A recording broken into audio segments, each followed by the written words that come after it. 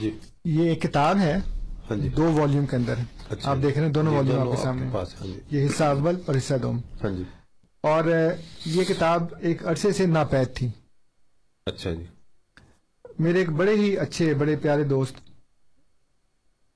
قدوس اوان صاحب ہمارے پروگرام بھی سنتے ہیں ماشاءاللہ, بڑے فون بھی کرتے ہیں جی. ہاں جی. وہ پچھلے دنوں پاکستان گئے جی. تو انہوں نے مجھے جاتے ہوئے پوچھا جی کہ آپ کو کچھ چاہیے. میں کہا نہیں تھینک یو ویری مچ. وہاں سے جا کے انہوں نے مجھے ٹیکسٹ میسج کیا پاکستان سے. اچھا. تو میرے ذہن میں اس وقت اس کتاب کا نام آ گیا. میں کہا ملنی تو ہے نہیں, چلو دوسرا ٹرائی کر لیں گے. تو اچھا وہ کوئی میرا خیال ہے 2-3 ہفتے کے بعد نا ان کا ٹیکسٹ میسج آ گیا کہ کتاب مل گئی. ماشاءاللہ. And I was very happy about it. یہ کتاب جو ہے یہ ایک عرصے سے انہوں نے شائع کرنی بند کر دی تھی. اچھا جی. اور مزے کی بات یہ ہے کہ میں جب پاکستان میں تھا 15 سال پہلے, میں نے اور میرے ایک دوست نے سر توڑ کوشش کی جگہ جگہ جا کے. حصہ 2 ملتا تھا, حصہ اول نہیں ملتا تھا. اچھا. یعنی اندازہ لگائیں کہ ایک کتاب کے 2 حصے ہیں. ہاں جی. حصہ 2 ملتا ہے, حصہ اول ملتا ہی نہیں. اور حصہ اول نہ ملنے کی ایک وجہ ہے. وجہ یہ ہے کہ اس کے اندر ایک حوالہ ہے اسی نوعیت کا جی جو زور نے کشتی نو میں لکھا ہے نا. اب وہ میں آپ کے سامنے پڑھ کے سناتا ہوں. جی. یہ کتاب عرفان جو ہے جی یہ لکھی ہے حضرت نور محمد سروری قادری کلاچوی صاحب نے. کلاچوی. ہاں جی. اور یہ وہ صاحب ہیں جو حضرت سلطان باہو کے خلیفہ مجاز ہیں. اچھا. اور یہ کتاب جو شائع کی ہے ہاں جی. اس کی اشاعت ابھی ہوئی ہے فروری 2012 میں. ٹھیک ہے جی. ہاں جی. میں اور یہ بھی اللہ تعالیٰ کا بڑا احسان ہے جی کہ اسی ٹائم میں یہ گئے ہیں وہاں پہ قدوس صاحب. ہاں جی. اور ابھی دیکھیں فروری 2012. جی بالکل میں دیکھ رہا ہوں. بالکل نئی نئی ابھی شائع ہوئی تھی. اور یہ تقریباً میرا خیال ہے کوئی 25-30 سال ہو گئے ہیں اس کو کہ یہ مارکیٹ سے غائب تھی. اور یہ ناشر اس کے ہیں عظمت بی بی ٹرسٹ, پرنٹر ہے شناخت پریس لاہور, اور ملنے کا پتہ ہے فقیر عبدالحمید کامل سروری قادری, کلاچی, ضلع ڈیرہ اسماعیل خان, صوبہ خیبر پختونخوا. اور یہ دربار فیض 4 ریور ویو ہاؤسنگ سوسائٹی, رائے گنج روڈ, لاہور. اور نیچے اس کا فون نمبر بھی لکھا ہے انہوں نے سارا, اور یہ ای میل بھی لکھی ہے. صحیح. اس میں صفحہ 207 کے اوپر انہوں نے لکھا ہے, کہتے ہیں کہ چنانچہ اللہ تعالیٰ نے, اور اس بات کے لیے میں قدوس صاحب کا بہت شکر گزار ہوں اللہ تعالیٰ کی شکر کے بعد کہ وہ, اور پھر انہوں نے کہا کہ میں نے اپنے غالباً اپنے بہنوئی کے بھائی کو کہا. اچھا جی. تو انہوں نے جگہ جگہ سے ڈھونڈا تو پھر ایک جگہ سے ان کو مل گئی, تو ان کو بھی دعا میں یاد رکھیے. یہ اس میں صفحہ 207 کے اوپر حصہ اول. ہاں جی. صفحہ 207. صحیح. کتاب کا نام ہے عرفان. عرفان. ہاں جی میرے سامنے ہے جی. وہ لکھتے ہیں کہ چنانچہ اللہ تعالیٰ نے آ حضرت صلی اللہ علیہ وآلہ وسلم کے سینہ بیکینہ میں پہلے تخم اسم اللہ ذات سے شجرت الانوار قرآن کو نمودار کیا جی, اور اس کی روشنی سے تمام دنیا کو منور کیا. صحیح. جس کی کیفیت یوں تھی کہ جب آ حضرت صلی اللہ علیہ وآلہ وسلم کے وجود مسعود میں تخم اسم اللہ ذات نے پھلنے پھولنے کا تقاضا شروع کیا, اور آپ صلی اللہ علیہ وآلہ وسلم نے اپنے اندر نزول وحی کے آثار محسوس کیے, یعنی حضرت مریم کی طرح آپ صلی اللہ علیہ وسلم نے اپنے بطن باطن میں حمل وحی کی بے واسطہ ثقالت کو یعنی بوجھ کو معلوم کیا, اور بمقتضائے فحملتہ فانتبذت بہ مکانا قصیا. یہ سورہ مریم کی آیت ہے. اس کا مطلب یہ ہے کہ جب وہ پریگننٹ ہو گئیں تو پھر وہ بچے کو پیٹ میں اٹھا کر ایک دور کے مکان میں چلی گئیں.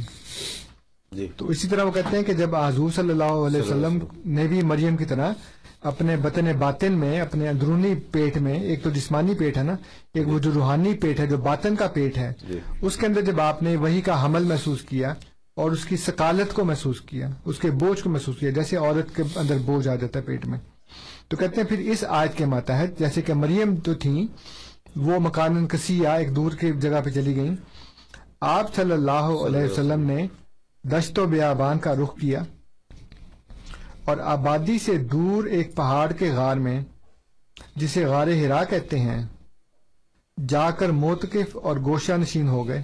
صحیح.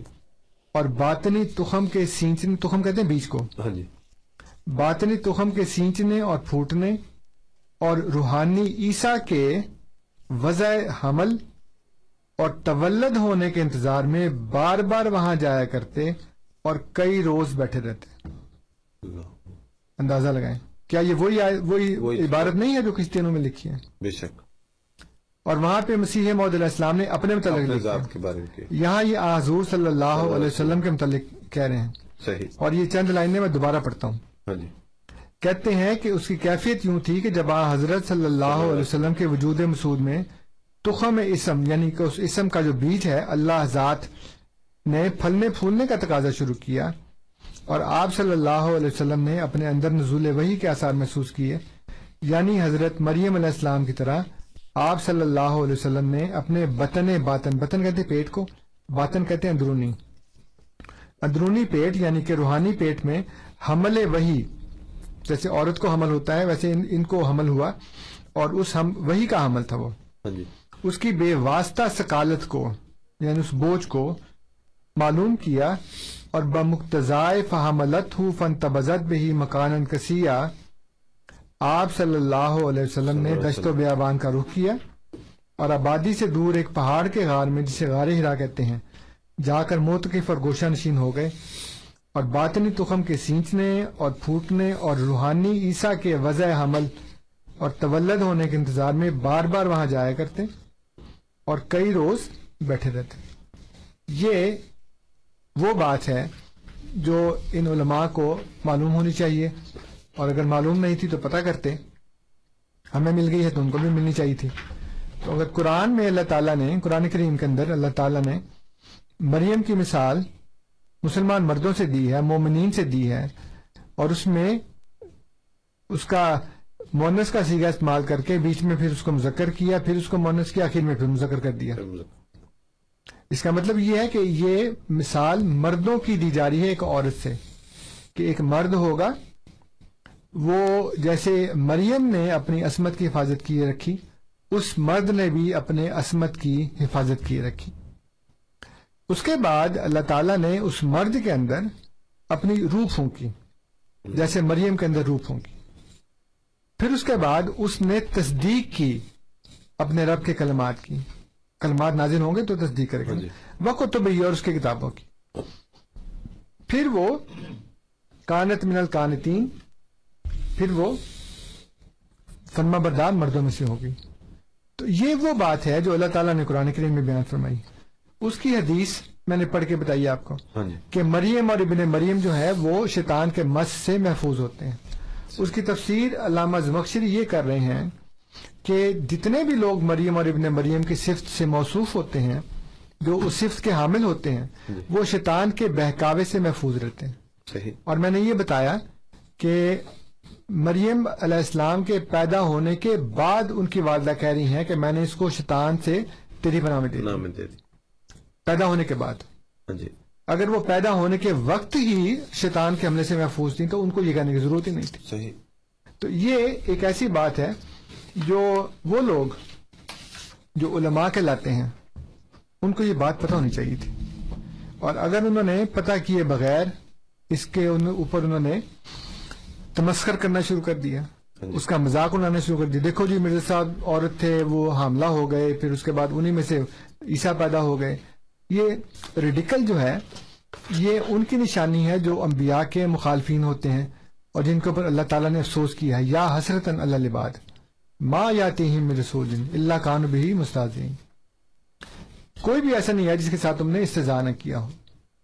اور جو تمثیلیں اللہ تعالیٰ بیان فرماتا ہے اس تمثیل کو کہتے ہیں یہ کیا کہ اللہ تعالیٰ نے مثال دی، ماذا اراد اللہ بہذا مثلا. یہ آج کا ہمارا جو ایک موضوع تھا کہ صداقت مسیح موعود علیہ السلام اپنی جگہ کے اوپر، لیکن وہ علماء جو اعتراضات کرتے ہیں وہ نہ قرآن کو دیکھتے ہیں، نہ وہ حدیث کو دیکھتے ہیں، نہ اپنے بزرگوں کے اقوال کو دیکھتے ہیں، اور چڑھ دوڑتے ہیں اعتراض کرنے اور مذاق کرنے.